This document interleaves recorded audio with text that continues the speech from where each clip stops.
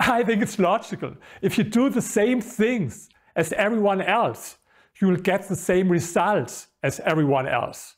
You will definitely not get super rich. When I wrote my doctoral dissertation, I spoke with super rich people and I asked them about their attitude, and a lot of them were nonconformists. They enjoyed swimming against the stream. And for my book, Dare to be Different and Grow Rich, I analyzed the biographies of successful people. One of them was Jim Rogers. I met Jim Rogers in Singapore, but he's an American.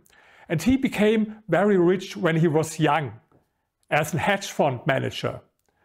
He managed the Quantum Fund together with George Soros, and this fund gained 4,200% in the same time when the S&P 500 index gained only 47%.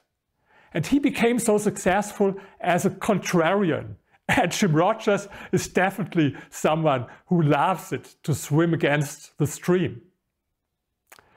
He told me a funny story.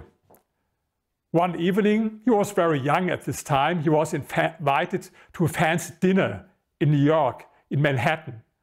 All of the other guests were much older than he, bankers, investors.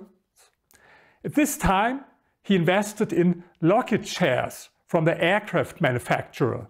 And this company was in big trouble. Every day you could read bad news in the newspaper about the company.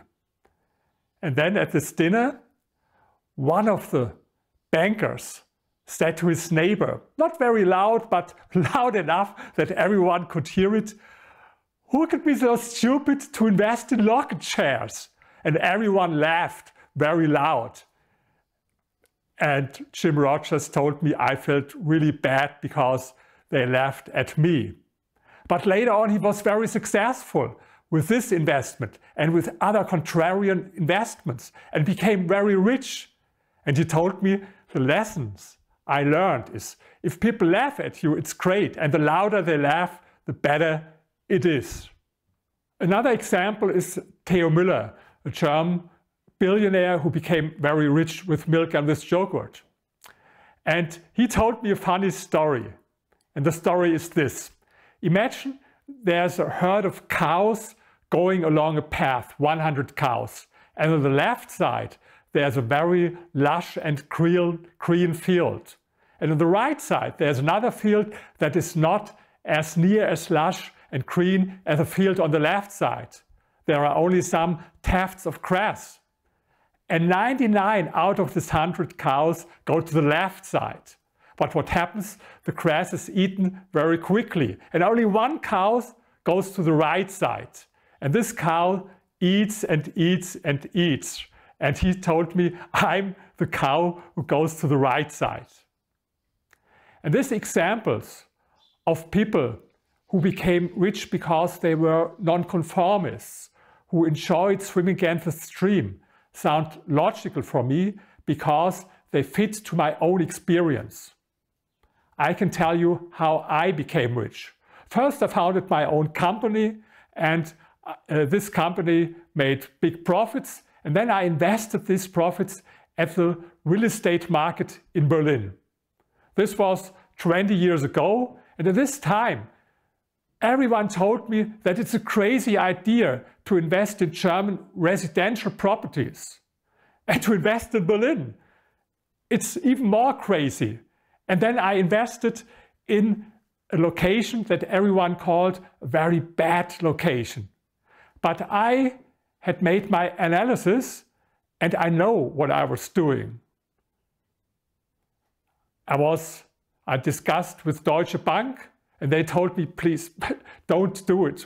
First they wanted to give me a loan, but then they rejected it because they told me this location is really a bad idea.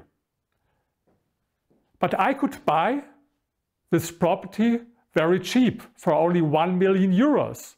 It was a multi-family house with 24 apartments. And 10 years later, everyone wanted to invest in Berlin. And everyone wanted to invest in the residential market. And everyone wanted to invest in this location that was called one time a bad location. And I could sell the same property for 4.2 million euros. And this is, of course, only one of many examples. And then some years later, there was the financial crisis. I think you remember the insolvency of Lehman Brothers. And only half a year after this insolvency, I had the opportunity to buy another multifamily house as well in Berlin, but this time in a very good location. But there were not so many people who were prepared to buy real estate at this time. So I could buy it for only 1.8 million euros with 26 apartments. And 10 years later, I could sell the same property for 7.5 million euros because at this time everyone was so bullish to invest in Berlin residential market. And there were a lot of similar examples. And this is not only true for the real estate market, of course. It's also true for the stock market.